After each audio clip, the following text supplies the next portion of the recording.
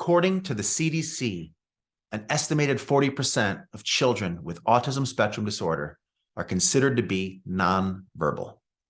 That means that as many as 40% of children working through potential challenges related to autism are trying to do so without the full use of vocal language to help them.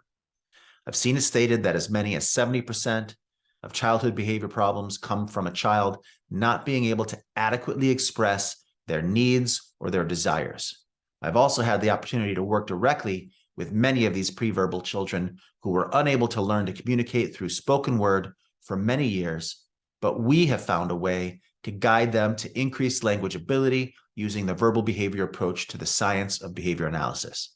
So over the next 2 weeks, I'd like to do a deep dive into the way that I've been helping children both with and without a diagnosis of autism who struggle with language learn how to talk on the Just 7 Steps podcast.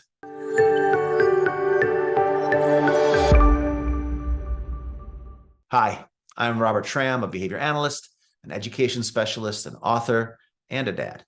And each week I share strategies to help you find the path to real progress for your kids, especially those who may be struggling.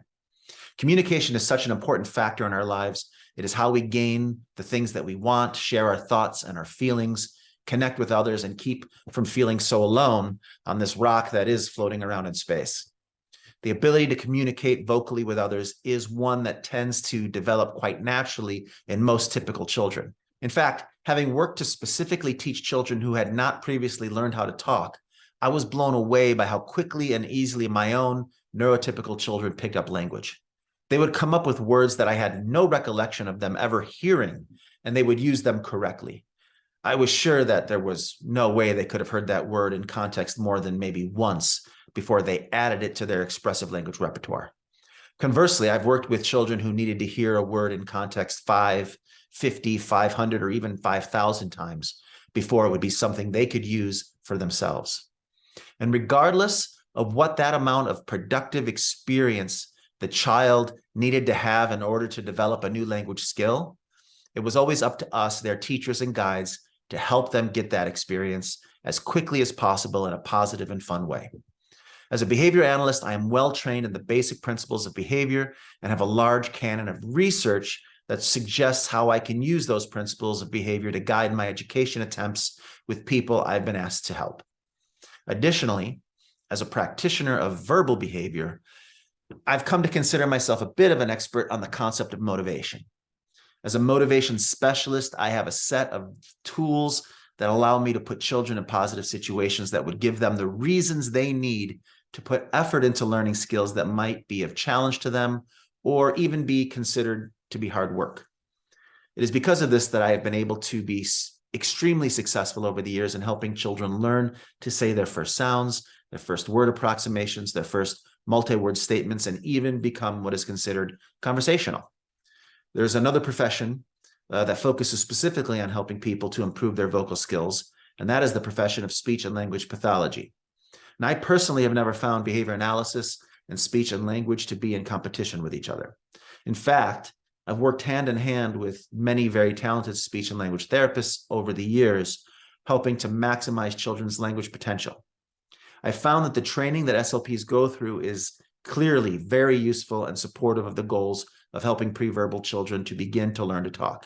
In fact, there are some areas that I rely on from an SLP field to help me be the best that I can in supporting an individual's path to spoken language. I find SLPs to be very good at identifying the types of sounds that may be easier for a child to make, creating an order of goal focus. I find that SLPs are generally good at prompting children to find the motor movements necessary to make new sounds.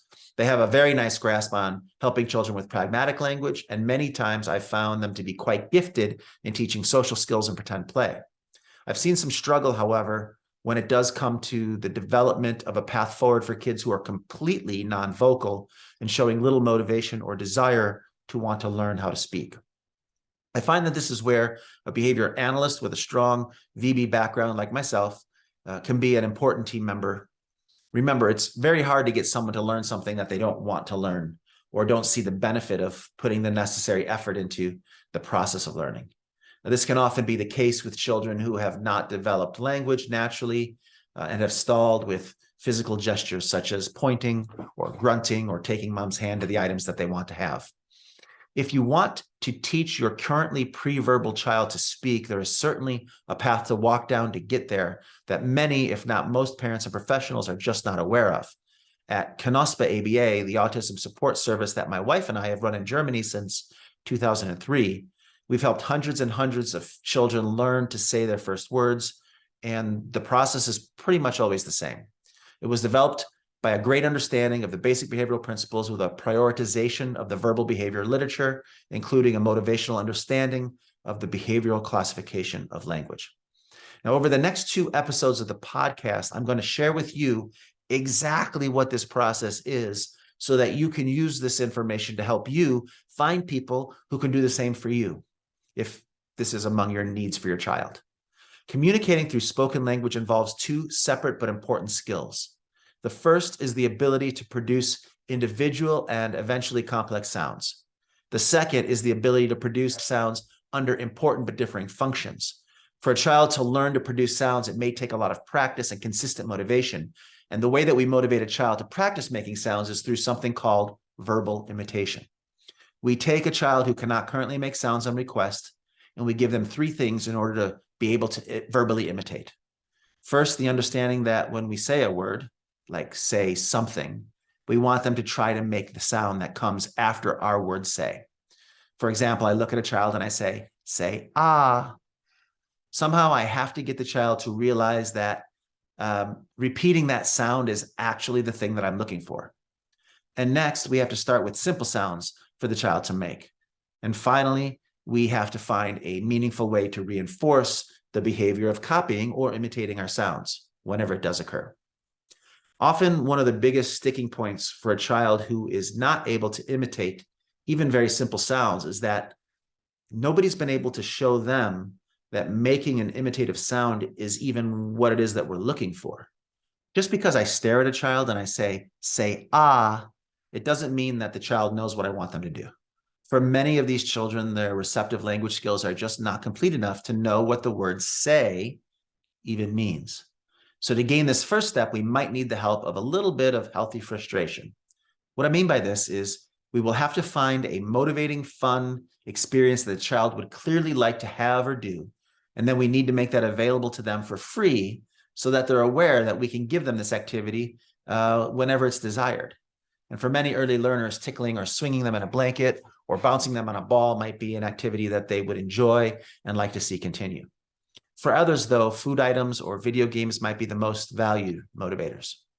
Regardless, we want to use what we think will be the strongest reinforcers for the beginning aspects of language development. Vocal language can be hard to learn for a child, and it cannot be physically prompted. And therefore, the stronger the motivation you have working for you, the better.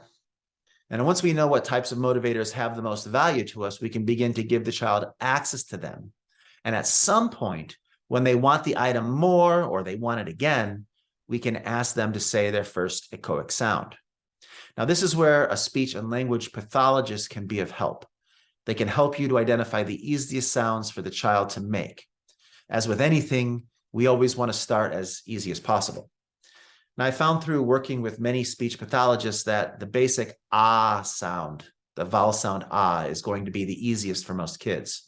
It doesn't take any special shaping of the mouth or the tongue. So this is often the first sound that I would go for.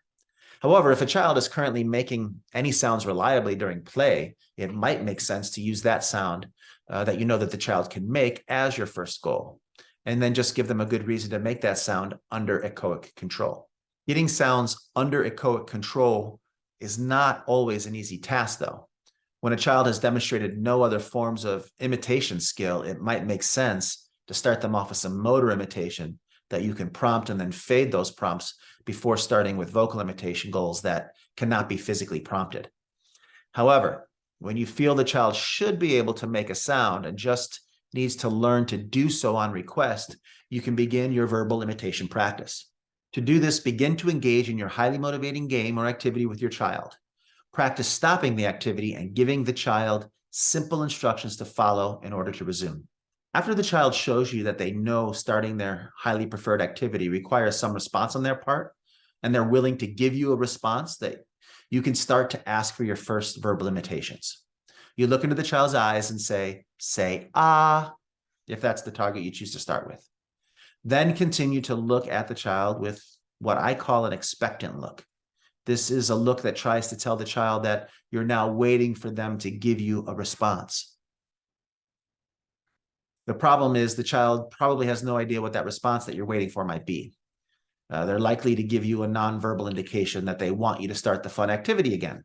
They might pull on you or wave to you or indicate in other ways that it's time for them to start playing again.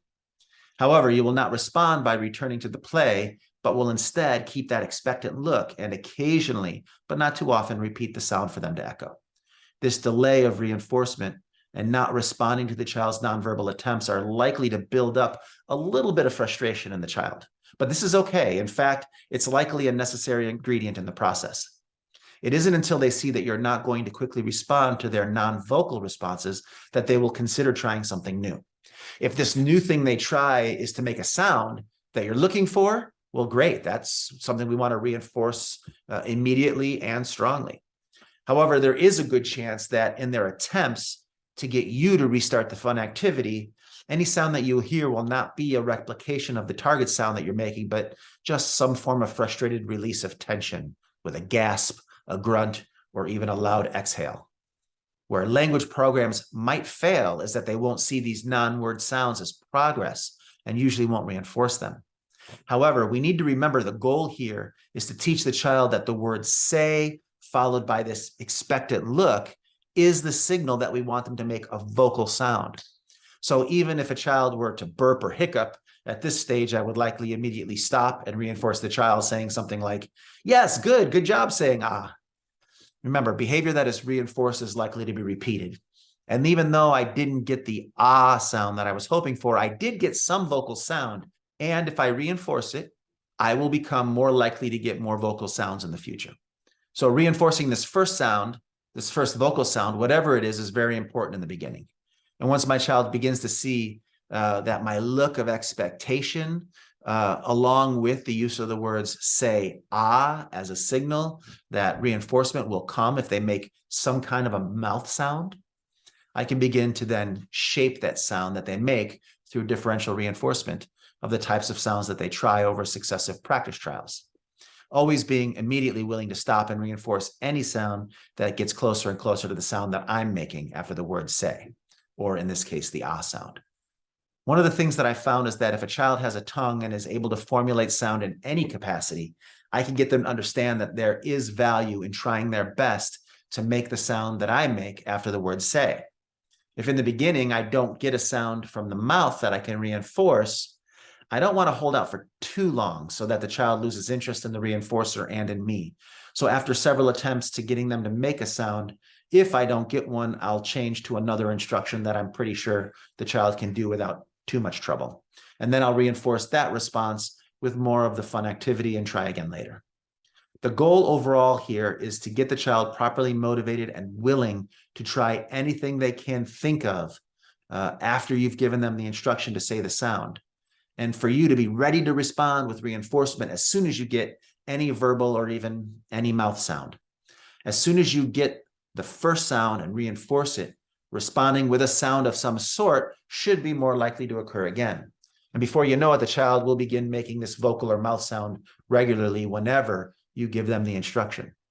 Then you can start the process of shaping that sound by more regularly and strongly reinforcing sounds that are closer to the target until the sound we are getting matches up with that target sound that we've been asking for. So after shaping the sound, we should begin to regularly get the target sound we've been asking for. At this time, we can change our target sound from say ah to perhaps say oh. And then we begin to shape the sound we get towards the O sound. And as soon as we get the sound O, we then begin to differentiate between our requests for the two sounds. Can we get the ah sound when we request ah, and can we get the O sound when we request O? And as soon as we can, we begin to introduce and shape towards a third sound, and so on and so on. The goal here would then be to get the child to be able to accurately imitate all of the common vowel sounds. After that, we have to start targeting the easiest individual consonant sounds like t, d, p, b, m, and eventually the more challenging consonant sounds like g, k, n, and r. At this point, we'll begin to combine the known consonant sounds with known vowel sounds to be able to produce sounds like ta, to, te, ti, tau, and then pa, po, pi, pe, pow, etc. The goal here is to be able to get all of the differing consonant vowel sounds under echoic control. I want to be able to ask the child to say pa and get a pa, say to and get a to, say me and get a me. And when this is successful, we can begin to target combinations of these sounds, such as pa, po, pe, pi, and then mix the consonants in with different combinations. For example, pi, me, tu, ma. It doesn't really matter. We can start to mix these sounds all together until the child is capable of imitating just about any combination that we make. At this point, we would start working on the more difficult consonant blends, such as sh, br, bl, dr, cr, and cl, and mix them in with the different vowel sounds as well. Now, realize that in today's podcast, I am taking you through that vocal imitation or echoic portion of the process. Now, at the same time that we're developing the ability to imitate these increasingly more complex sounds on request, we will also need to be teaching the child the power of communication. And the power of communication is best taught through teaching children a way to ask for the things that they want to have, to do, or to know. In the science of verbal behavior, this function of language is called demand. So next week, we will discuss the demanding development portion of the process of teaching a pre-vocal child to begin to speak. But before I go, I wanted to share with you this classic video of me teaching a young man, age 16, to say his first word through the verbal imitation process that I detailed for you today. Now, it's not a demonstration of perfect teaching, and there are certainly some things I would do differently today, but it does show how powerful motivated verbal imitation training can be when you follow the procedure that I laid out for you in our podcast today. The child was one of my German clients, but the language used is simple to follow. So let's watch my video with Daniel so that you can see how the beginning vocal imitation phase of learning how to talk might look for you. Daniel.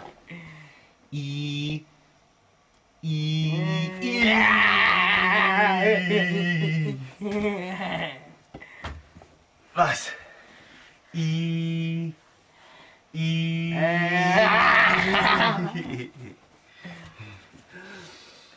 Das ist schon mal toll, dass er das imitieren kann.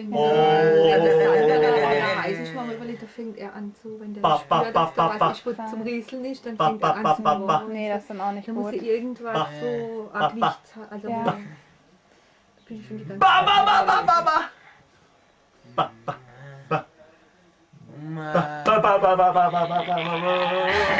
Ready? Okay, ready?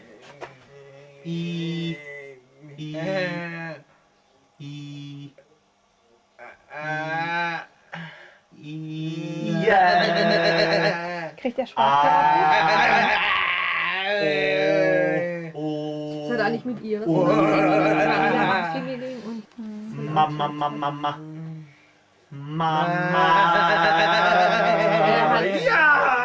bevor er sie Schulbegleiter Gut, Daniel! So ist so intelligent!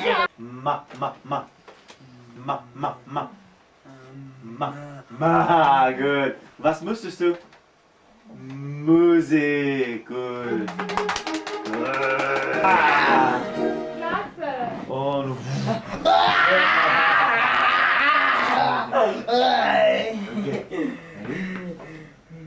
Ba. Na? Ba.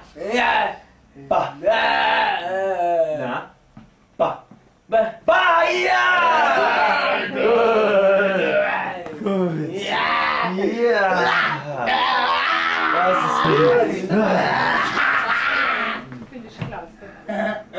Mama.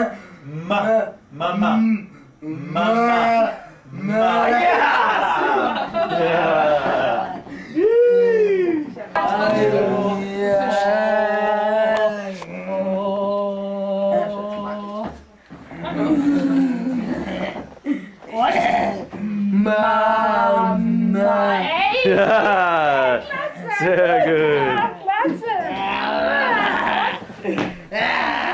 did you know that I'm offering all families interested a free online workshop to help them understand 3 very important perspective shifts that they need to make to help get their kids to cooperate with their important instructions without ever resorting to raising their voice, yelling, or nagging their children? It is available right now on my website, just7steps.com/workshop. It is called How to Get Your Kids to Listen Without Raising Your Voice and Nagging, and it is available whenever you have the time to sit down and watch. We're also offering our Just 7 Steps online course, A Family's Path to Progress, with a try before you buy and a full money back offer. So you can get access to my flagship course and watch the first 2 modules before deciding if you even want to pay for anything at all. And we are offering a free expert call and membership to our online private members only community, and my 2 mini courses, How to Limit Screen Time and Get Your Kids More Active, and the Ultimate Motivation Plan for Improving Your Child's Behavior in School, absolutely free, just for trying the Just 7 Steps course. Well, more details and a ton of helpful advice in our free workshop and on the website. So go to just7steps.com/workshop or /course for more details. And remember, if your goal is to help your child who is currently not speaking to learn how to talk, there are 2 main areas of attack we need to take. The first is to teach a child how to respond appropriately to an increasingly difficult level of verbal imitation requests, such as we detailed today, and to teach the child the power of communication through man training, which we will cover in depth next week on the Just 7 Steps podcast. Make sure you take a moment to like, subscribe, and comment so you don't miss any of our incredible content.